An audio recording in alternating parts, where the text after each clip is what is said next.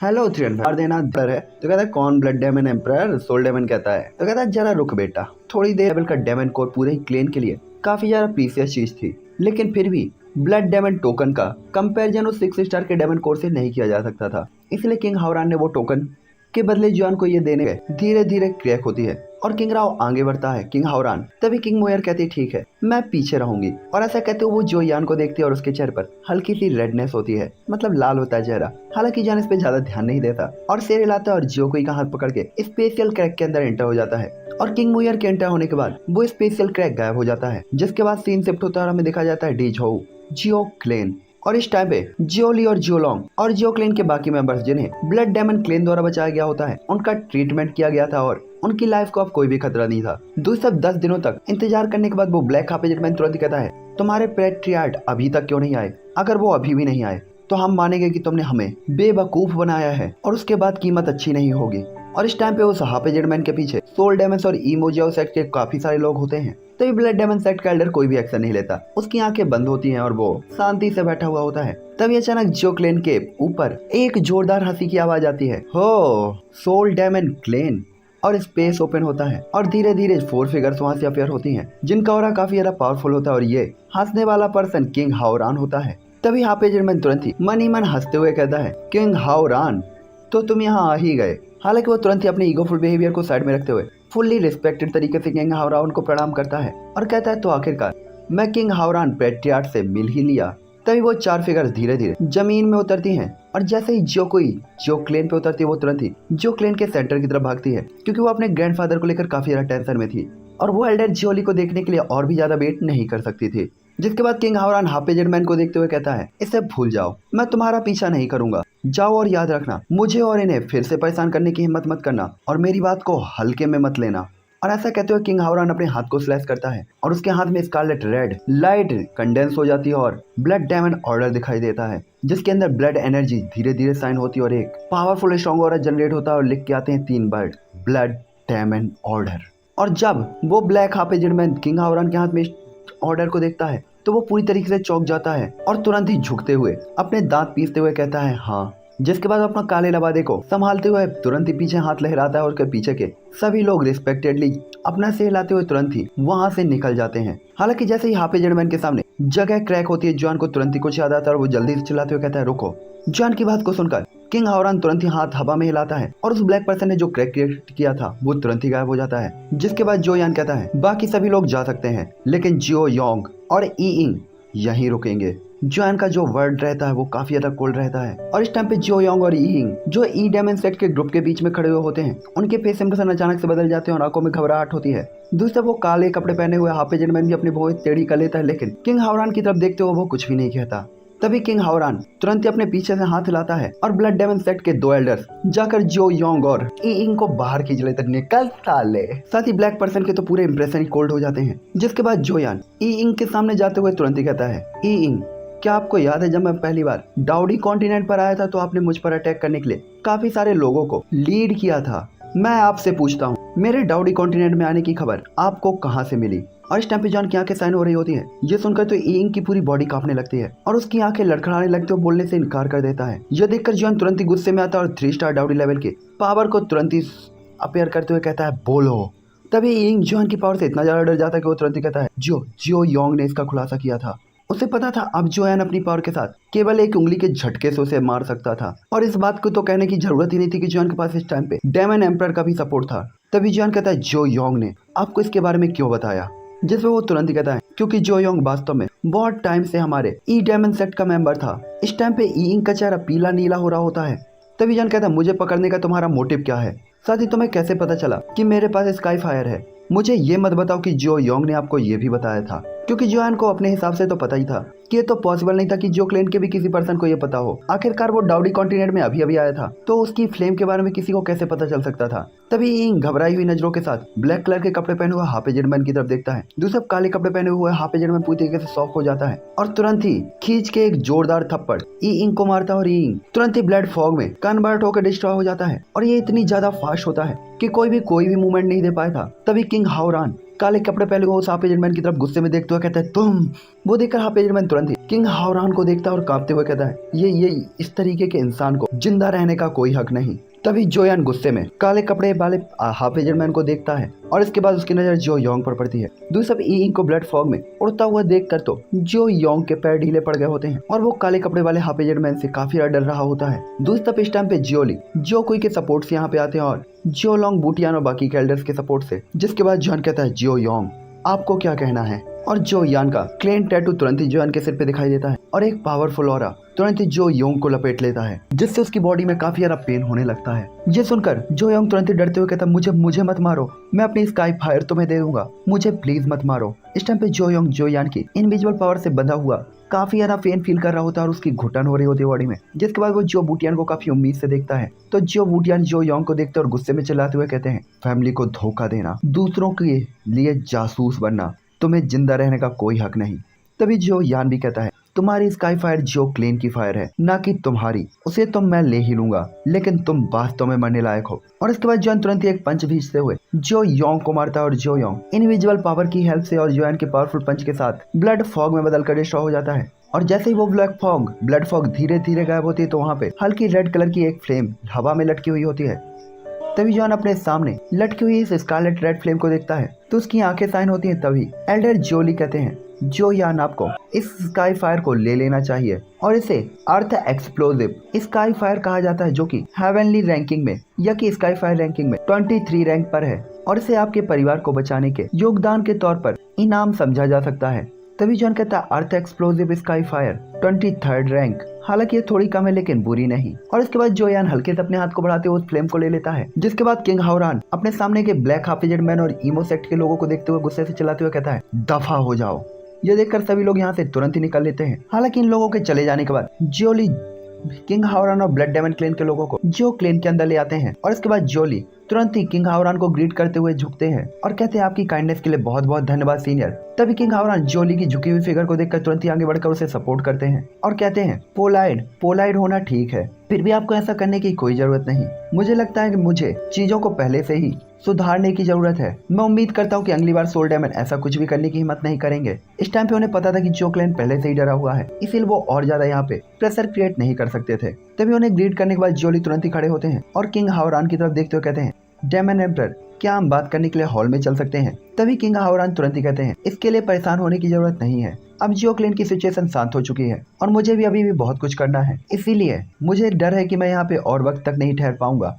और ऐसा कहते हुए वो काफी ज्यादा पोलाइटली रिप्लाई करते हुए कहते हैं ह्यूमन ट्राइब और डेमन ट्राइब आखिरकार एक दूसरे की अगेंस्ट रहती हैं और अगर मैं जियो क्लेन में लॉन्ग टाइम तक रुकूंगा तो मुझे लगता है कि ये जियो क्लेन को भी नुकसान में डालेगा और मैं अपनी वजह से आपकी क्लेन के ऊपर प्रॉब्लम नहीं डाल सकता। जिसके बाद वो हंसते हुए जोयान की तरफ देखते हुए कहते हैं लिटिल ब्रदर अब मुझे जाना होगा, अगर तुम्हें कभी भी किसी भी चीज की जरूरत है तो तुम मुझे ढूंढने के लिए डेमन कैपिटल या कि डेमन सिटी में आ सकते हो। और ऐसा कहते हुए जोयान के कंधे को थपथपाते हैं और एक स्माइल पास करते हैं। ये देखकर जोयान तुरंत ही उसे थैंक यू कहते हुए कहता है धन्यवाद बिग ब्रदर और उसे ग्रीट करता है। तभी किंग मुयर कहती है मुझे धन्यवाद देने की कोई जरूरत नहीं। साथ ही किंग मुयर इस टाइम पे खुश भी नहीं दिखाई दे रही होती। तभी जोयान कहता है धन्यवाद मिस मुयर, आपको तो धन्यवाद देना सबसे ज्यादा जरूरी है क्योंकि केवल आपकी ही मदद के कारण मैं वास्तव में ब्लड डेमन क्लेन में इतनी आसानी से पहुंच पाया, इसलिए इस बात के लिए मैं वास्तव में आपको धन्यवाद देना चाहता हूँ। जिस पे किंग मुयर हंसते हुए कहती है तो तुम वास्तव में होशियार हो। और किंग मुयर के बिहेवियर को जोयान के सामने इतना पोलाइट होता हुआ देखकर जोली काफी ज्यादा हैरान होते और दूसरी तरफ जियो कोई वो तो पूरी तरीके से दिल में आग लग जाती है भाई, पूरी तरीके से हैरान। तभी किंग हावरान तुरंत ही कहते हैं ठीक है चलो अब चलते हैं। और ऐसा कहते हो किंग मुयर को अपने साथ अंदर ले जाते हैं और वहाँ एक क्रैक क्रिएट होता है। तभी किंग मुयर उस क्रैक के अंदर एंटर होने से पहले जो यान की तरफ देखती है और इसके बाद प्राउडफुल फेस इंप्रेशन के साथ वो अंदर चली जाती है। जिसके बाद जोयान किंग हावरान और बाकी लोगों को यहाँ से जाते हुए देखता है तो इसके बाद थोड़ा सा रिलैक्स फील करता है कि आखिरकार जो क्लेन की जो संकट थी वो दूर हुई। जिसके बाद जोयान मुड़कर जोली की तरफ देखता है तो उसके दिल में काफी ज्यादा ग्रेटफुलनेस होती है क्योंकि जोली और जियो लॉन्ग की स्ट्रेटेजी के कारण ही वो बच पाया था, वरना सोल डैमेज उसे पहले ही पकड़ लेते। जिसके बाद जोयान कहता है एंसेस्टर और इस टाइम पे जोयान काफी ज्यादा इमोशनल होता है और इसके बाद जोयान तुरंत ही जोली के पास जाकर पूरी तरीके से उनके सामने घुटनों के बल बैठ जाता है। इस टाइम पे इतने अच्छे एंसेस्टर को देखते हुए जोयान पहले ही खुद को पूरी तरीके से जियो क्लेन का मेंबर मान चुका होता है और ये जियो क्लेन उसके लिए उसके जियो क्लेन जैसा ही था। तभी जो यान को घुटने टेकते हुए देखकर जोली तुरंत ही आगे बढ़ते हैं और उसे तुरंत ही उठा लेते हैं और इसके बाद वो कहते हैं तुम सेफ हो, ये सबसे ज्यादा अच्छी बात है और उसके बाद वो जुआन को पकड़ते हैं जो कि बस घुटने टेकने ही वाला था। साथ ही वो अभी भी चलने में थोड़ी सा प्रॉब्लम फील कर रहे होते हैं। दूसरी जो वुटियान वो भी अपने दिल में काफी ज्यादा उदास होता है कि कैसे अपनी छोटी सी सेल्फिश डिजायर के लिए उसने पूरे ही फैमिली को खतरे में डाल दिया था, इसलिए उसे काफी ज्यादा शर्म भी फील हो रही होती है। तभी जो वुटियान आगे बढ़ता और तुरंत ही एल्डर जोली जो लॉन्ग की तरफ देखते हुए कहता है, छोटे साथी मुझे नहीं पता कि मुझे क्या कहना चाहिए,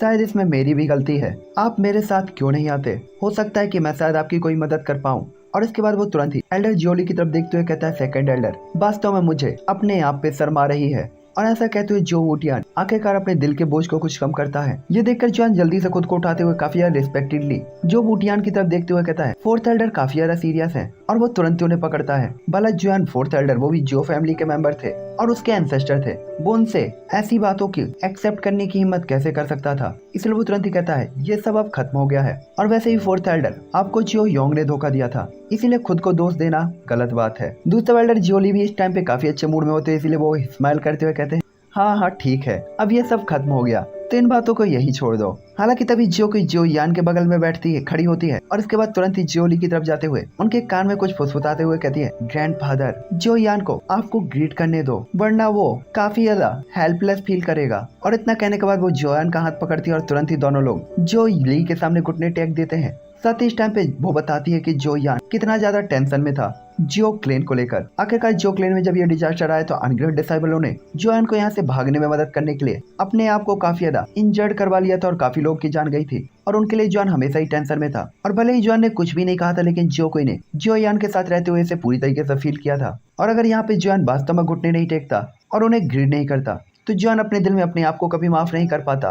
तभी जियोली जोयान और जियोकुई को झुका हुआ देखकर जियो लॉन्ग की तरफ देखते हैं तो जियो लॉन्ग और उनके दोनों के चेहरे पे हल्का सा खून के निशान थे, लेकिन वो ग्रेटफुल तरीके से स्माइल करते हैं और एक ही टाइम पे हंसते हैं, क्योंकि जियोकुई की इस तरीके की हरकत से पता चल गया था कि उसने जोयान की वाइफ के तौर पर अपने आप को एक्सेप्ट कर लिया है। तभी जियोली के सामने ग्रीट करने के बाद जोयान जियोकुई का हाथ खींचता है और उठाकर एल्डर जियो लॉन्ग की तरफ चला जाता है और इसके बाद वो दोनों लोग झुककर जियो लॉन्ग को ग्रीट करते हैं।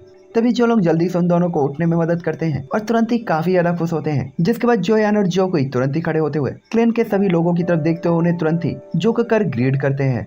जिसके बाद जोयान क्लेन के सभी लोगों को देखकर सिर उठाता और वास्तव में वो कुछ कहना चाहता था, लेकिन उसे समझ में नहीं आ रहा था वो क्या बोले, इसलिए वो अपना मुंह बंद कर लेता है। तभी जोयान को इस तरीके से ऑकवर्ड होता हुआ देखकर क्लेन का हर कोई हंसने लगता है और इस टाइम पे हर कोई पूरे जियो क्लेन में जोयान को पसंद करने लगा था। साथ ही वो एल्डर जो जोयान को सोल डेमन्स को सौंपना चाहते थे वो भी इस टाइम पे एम्बेरस हो रहे होते हैं। हालांकि जोयान अच्छे मूड में नहीं था, मतलब जोयान बात करने में अच्छा नहीं था, लेकिन वास्तव में हर कोई को अपनी तरफ हंसते हुए देखकर वो थोड़ा सा एम्बेरस फील करता है। ये देखकर जियोकुई भी बिल्कुल एक वाइफ की तरह थोड़ा सा एम्बेरस होते हुए जोयान की तरफ देखती है। जियोकुई के ऐसे बिहेवियर को देखकर जोली और जियो लॉन्ग को छोड़कर जियो क्लेन में कोई नहीं जानता था कि ये दोनों वास्तव में एक दूसरे के फियांसे हैं। इसीलिए ये देखकर जियो लॉन्ग थोड़ा सा बाहर आते हैं और उनका चेहरा जो हल्का सा पीला होता है खुशी से गुलाबी हो जाता है और वो तुरंत ही एक्साइटेड होकर कहते हैं, मतलब एक्साइटेड होकर जियोकुई के पास जाते हुए मजाक में कहते हैं, जो कि तुम्हारे ग्रैंडफादर तुमसे पूछना चाहते हैं क्या जोयान ने तुम्हारे साथ बुरा बिहेव तो नहीं किया। ये देखकर जियोकुई तुरंत ही उलझते हुए कहती है, वो नहीं वो मेरे साथ बहुत अच्छा है, उन्होंने मेरे साथ कोई भी बुरा बिहेव नहीं किया।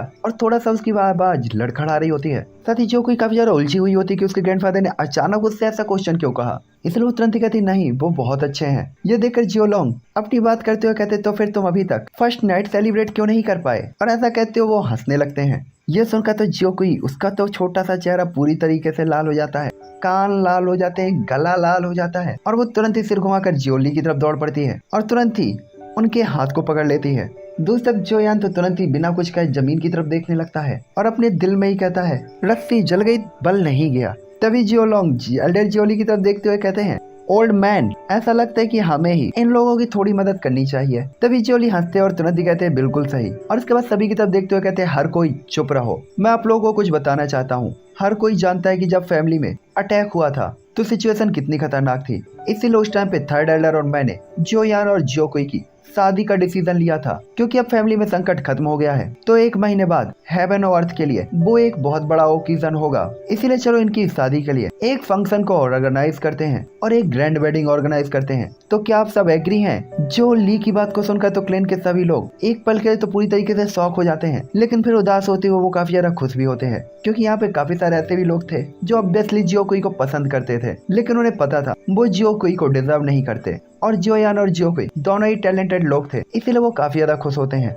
और एक ही साथ कहते हैं ठीक है। साथ ही एल्डर जोली भी इस टाइम पे इस मामले को जल्द से जल्द खत्म करना चाहते थे, क्योंकि जो यान के लिए मूयर के इंप्रेशन को देखकर वो पहले ही थोड़ा सा अलर्ट थे और थोड़ा सा अपने दिल में चिंतित भी थे कि कहीं वो लड़की इसे न ले जाए। दूसरी तरफ जो को इसका तो चेहरा पूरी तरीके से डार्क रेड हो गया होता है। दूसरी तरफ जो यान वो बेचारा कुछ कह ही नहीं पाता, ना कोई उससे पूछता है कि शादी करनी है कि नहीं करनी है। साथ ही जॉन के पास यहाँ अनएक्सपेक्टेड मतलब ऑफर रिजेक्ट करने का चांस भी नहीं था, क्योंकि जोली उसके एंसेस्टर थे और उसे बचाने के लिए उन्होंने अपनी जान को जोखिम में डाल दिया था। तो अगर वो कोई भी फैसला लेते थे तो जॉन उस फैसले से पीछे नहीं हट सकता था। बेटा कायलिन वाट लगा देगी, और वैसे भी उसकी शादी का फैसला यहाँ से भागने से पहले ही हो चुका था। और जियो कोई काफी ज्यादा इंटेलिजेंट लड़की थी और उसका बिहेवियर भी काफी ज्यादा अच्छा था। जॉन के पास कोई भी ऑप्शन नहीं था, इसलिए जॉन अपने दिल में कहता है कायलिन माफ करना।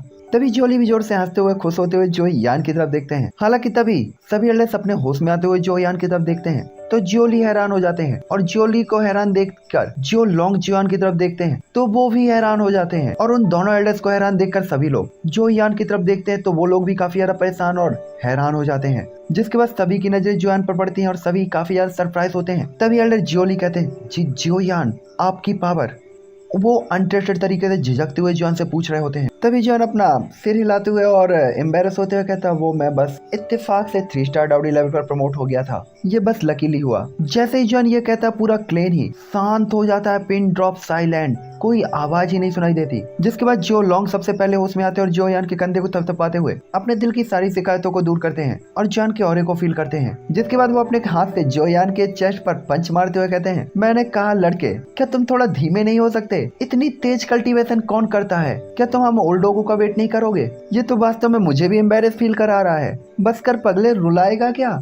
और जियो लॉन्ग की बात को सुनकर सभी लोग हंसने लगते हैं और जियो क्लेन में सभी लोग काफी ज्यादा एक्साइटेड भी हो जाते हैं और सभी लोगों को अब यकीन होता है कि जॉन वास्तव में 3 स्टार डाउडी लेवल पर पहुंच गया था और वो एक मॉन्स्टर लेवल का टैलेंटेड पर्सन था। इसीलिए शायद सेकंड एल्डर भी उसे प्रोटेक्ट करना चाहते थे। इसीलिए सभी लोग कहते हैं वास्तव में सेकंड एल्डर काफी ज्यादा टैलेंटेड है, उनकी नजर सच में काफी ज्यादा अच्छी है। तभी जियो क्लेन का दूसरा पर्सन कहता है बकवास, अगर हमारे सेकंड एल्डर की नजर अच्छी नहीं होती तो भला वो जियो कोई के लिए इतने अच्छे और पावरफुल पर्सन को थोड़ी चूज करते। वो हमारे क्लेन का सबसे स्ट्रॉन्गेस्ट पर्सन है। और उसके बाद तारीफें एक के बाद एक सभी लोगों के मुंह से निकलने लगती हैं और सभी एल्डर्स भी तुरंत ही ग्रेट की तरह साइन करते हुए कहते हैं बहुत सही, हम भी रेडी हैं, पार्टी का इंतजाम किया जाए। लेकिन जॉन के टैलेंट और लक पर भरोसा करते हुए मेन तौर पर जॉन को पता था कि ये झानलाओ की मदद से भी है, वरना वो कभी भी इतने कम टाइम के अंदर डाउडी लेवल के 3 स्टार पर नहीं पहुंच पाता। और खास तौर पर हाउ रान की हेल्प भी जॉन के लिए काफी ज्यादा मेन थी और जॉन को इस लेवल तक पहुंचने के लिए काफी लोगों ने मदद की थी, यहाँ तक कि एल्डर जुआनटियान की वो ब्लड पावर और वो भूत सोल। अगर जॉन के पास इतने सारे टैलेंटेड लोगों का सपोर्ट और इतने सारे रिसोर्सेज का सपोर्ट नहीं होता तो यहाँ तक पहुंचना जॉन के लिए काफी मुश्किल होता। तभी सभी लोग बात करते हो काफी ज्यादा हैरान तरीके से कहते हैं ऐसा लगता है कि अब ज्यादा टाइम नहीं लगेगा जब जियो क्लेन के पास और सभी एल्डर्स को क्रॉस कर चुका एक ऐसा पर्सन होगा जो सबसे स्ट्रांग होगा जियो क्लेन में। हालांकि ये कहना कुछ गलत नहीं था कि उन्होंने जॉन से कुछ ज्यादा ही उम्मीद लगाई थी। आखिरकार जॉन के लिए कम टाइम्स में 1 स्टार से 3 स्टार तक आगे बढ़ने के लिए डेमन ग्रेवयार्ड की ब्लड एनर्जी की पावर के कारण था, फिर कुछ हाई रैंक के डेमन कोर, लेकिन हर बार ऐसा होना काफी ज्यादा मुश्किल था। हालांकि तभी एल्डर जोली खांसते और सभी लोग चौंक जाते हैं, जिसके बाद वो कहते हैं जोयान आज से आधिकारिक तौर पर ऑफिशियली हमारे जियो क्लेन का मेंबर बन गया है। साथ ही उसके लिए नेचुरलाइजेशन के ओकेजन की अब मुझे नहीं लगता कोई जरूरत है, क्योंकि उसकी पावर को देखते हुए मुझे नहीं लगता कि हमारे जियो क्लेन के एल्डर भी उसके लिए मैच होंगे।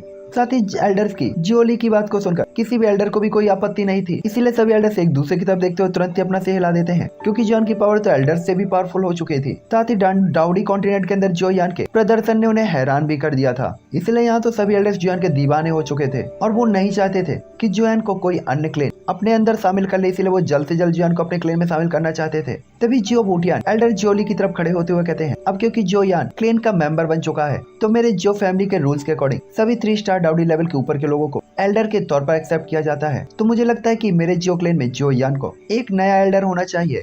ये देखकर जोली जोयान को ग्रीट करते हुए कहते हैं आओ मैं तुम्हें बाकी के एल्डर से मिलवाता हूँ। और ऐसा करके जोली एक एक करके जोयान को सारे ही एल्डर से मिलवाते हैं और उसके बाद जोयान के कंधे को थपथपाते हुए सीरियस तरीके से कहते हैं जोयान अब से आप भी मेरे जियो क्लेन के एल्डर होंगे। और ऐसा कहते हुए एल्डर जोली जैसे ही बोलते हैं तो उन्हें तुरंत ही खांसी आने लगती है और उनका चेहरा पीला पड़ जाता है और ये स्पष्ट तौर पर पहले की चोटों के कारण था, जो कि काफी हैवी चोटें थी और वो अभी भी पूरी तरीके से ठीक नहीं हुए थे। इसलिए जॉन जल्दी से एल्डर जोली को सपोर्ट करता है और अपने हाथ से उनकी फीट को थपथपाता है और इसके बाद वो तुरंत ही कहता है, चिंता न करें दादाजी, मैं जो यान निश्चित तौर पर एक एल्डर की सारी रिस्पॉन्सिबिलिटी ऐसा फील कर रहा था कि जैसे हाथ में लेफ्ट हैंड में एक हल्की ब्लू कलर की आई जैसी एक एनर्जी ऑब्जेक्ट दिखाई देती है जिससे काफी कोल्ड ऑरा फैल रहा होता है और जॉन के राइट हैंड में एक रेड कलर की मिक्स्ड हल्की खाकी कलर की फ्लेम दिखाई देती है जो कि साफ तौर पर अर्थ एक्सप्लोसिव स्पाई फायर थी जिसके अंदर अर्थ एट्रीब्यूट भी था। जॉन के हाथों में दो अजीब चीजों को देखकर ओल्ड जॉन उनके चेहरे पर स्माइल आ जाती है और वो तुरंत ही कहते हैं, इस बार डेमन ग्रेवयार्ड के अंदर एंटर होने के बाद हमारा मेन मोटिव तो ब्लड एसेंस को रिफाइन करना था, लेकिन वास्तव में जॉन को न केवल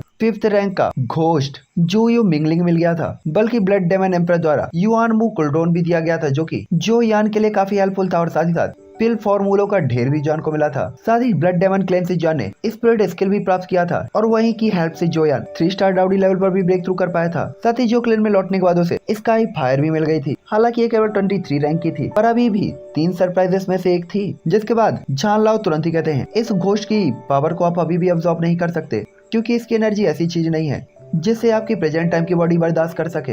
हालांकि जॉन पहले ही 3 स्टार डाउडी लेवल पर पहुंच चुका था, लेकिन उसकी प्रेजेंट टाइम की बॉडी काफी ज्यादा वीक थी और 5th रैंक का घोस्ट कुछ ऐसा नहीं था जिसकी पावर जॉन की बॉडी बर्दाश्त कर सके। दूसरी तरफ जो यान भी चिल्ला था क्योंकि वो भी इस बात को समझता था कि इस कॉन्टिनेंट के पावरफुल लोगों के सामने तो उसकी ताकत अभी भी काफी वीक है, लेकिन जॉन अभी भी खुश था कि घोस्ट ने उसे अपने मास्टर के तौर पर एक्सेप्ट कर लिया था और उसे एब्जॉर्ब नहीं कर सकते। क्या है जिसमें जान लाओ तुरंत ही कहते हैं, आपके पास कम से कम एक नॉर्मल 5 स्टार डाउडी लेवल के वॉरियर जितनी फिजिकल स्ट्रेंथ होनी चाहिए। जिसके बाद वो कहते हैं 5 स्टार डाउडी लेवल की फिजिकल स्ट्रेंथ आमतौर पर इतनी ज्यादा तो नहीं होती, लेकिन डाउडी के 4 स्टार से 5 स्टार पर ब्रेक थ्रू करते समय जो ट्रेबुलेशन झेलना पड़ता है उसके कारण आपको अपनी फिजिकल स्ट्रेंथ को बढ़ाने का मौका मिलता है और अपनी फिजिकल स्ट्रेंथ को झेलते हुए ही आप उसे क्रॉस कर सकते हैं। दूसरी तरफ जॉन इन बातों को नहीं जानता था, वो केवल इतना जानता था कि 5 स्टार डाउडी लेवल पर ब्रेक थ्रू करना इतना आसान नहीं है और प्रेजेंट टाइम पे तो जॉन इसके बारे में सोच भी नहीं सकता था।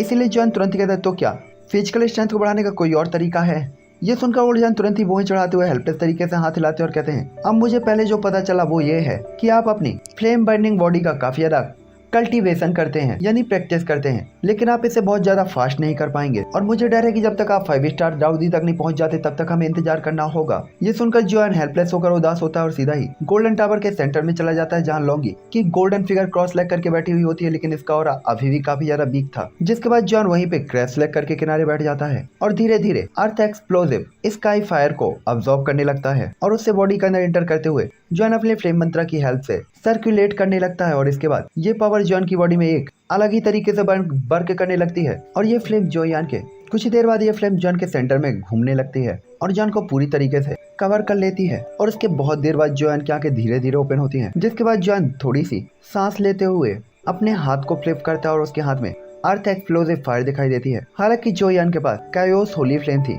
इसलिए जोयान को अर्थ एक्सप्लोसिव स्काई फायर से अब जरा सा भी डर नहीं था क्योंकि वो उससे काफी ज्यादा वीक थी। इसलिए जॉन उस अर्थ फायर को पूरी तरीके से अब्सॉर्ब कर लेता है और जैसे ही जॉन इस फायर को स्वैलो करता है जॉन की बॉडी के अंदर एक पावरफुल पावर धीरे धीरे कंडेंस होने लगती है और जॉन को अपनी बॉडी के अंदर काफी ज्यादा स्ट्रॉन्ग और सेफ फील हो रहा होता है और इस टाइम पे जॉन को समझ में आता है कि शायद अर्थ एक्सप्लोसिव फायर उसके डिफेंस बैरियर और डिफेंस को स्ट्रॉन्ग कर सकती थी। थॉट के साथ जॉन का फ्लेम मंत्र इसे अपनी बॉडी के साथ और अपने पाथ के साथ सर्कुलेट करता है, जिसके कारण यह फ्लेम जोयान की मेरिडियन नेटवर्क में फ्लो होने लगती है।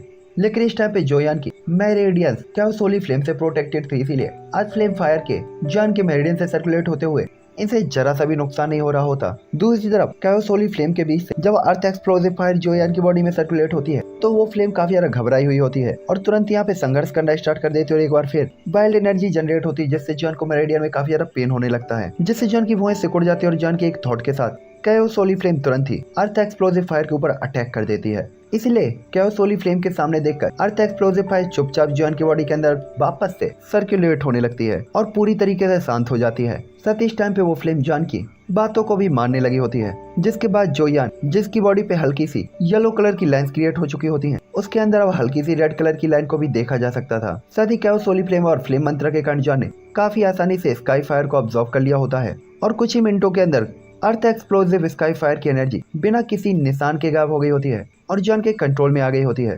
साथ ही जोयान को पता था अगर उसके पास कायोस होली फ्लेम और फ्लेम मंत्र नहीं होते तो उसके लिए ऐसा करना इम्पॉसिबल या कि बहुत ज्यादा कठिन होता।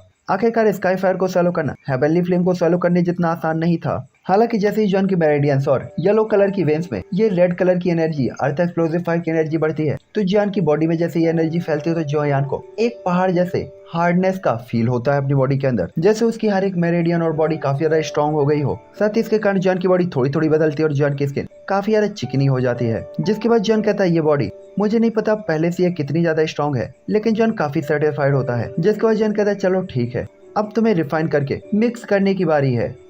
और इसी के साथ हम ये एपिसोड अब यहीं पे एंड करते हैं और अगले एपिसोड में देखेंगे कि मिक्स करके जोयान क्या करता है। देखो कंटिन्यू वीडियो बनाने का कारण काफ़ी ज़्यादा थक गया और मुझे ये अपलोड भी करना है। Okay bye bye three family.